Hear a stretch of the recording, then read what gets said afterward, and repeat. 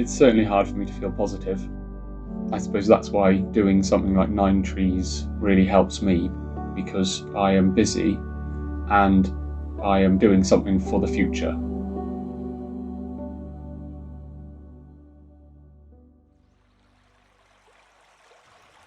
Growing up on the banks of the River Wye in mid-Wales, being surrounded by nature really got me into being outdoors.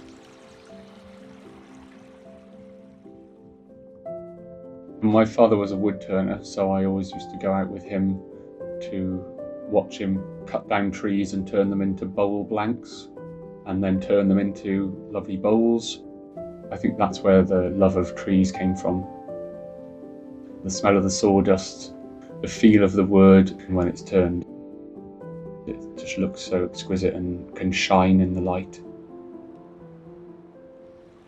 My favourite kind of landscape and habitat is woodland, broadleaf woodlands mainly.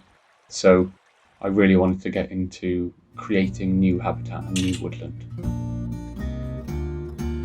With new woodland comes a greater area for wildlife to live and thrive in, and also where I find my attachment to nature. It helps me with my mental well-being, so the woodland is the place I want to create.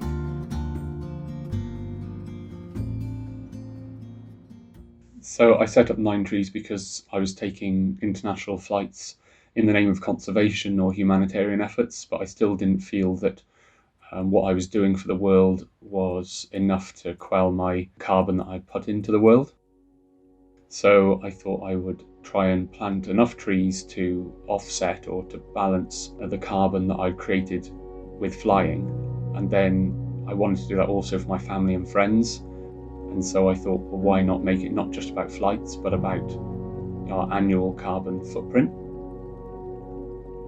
So to balance the average carbon footprint of a UK citizen, it would be 9 trees per year, which eventually sequesters 9 tonnes of carbon.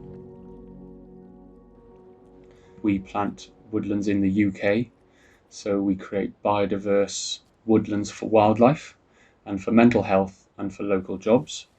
And it's not just paying so that you can fly or continue to pollute, but you're joining us on a journey where you're also trying to reduce your emissions, and you know the full worth of a tonne of carbon. The community is at the heart of what we do, so we speak with landowners all over the UK, and we ensure that they want woodland on their land and that they will also help us safeguard it for at least 50 years. Because over that time, in the first 25 years, the tree is just growing, and then from 25 to 50 it's taking on as much carbon as it can.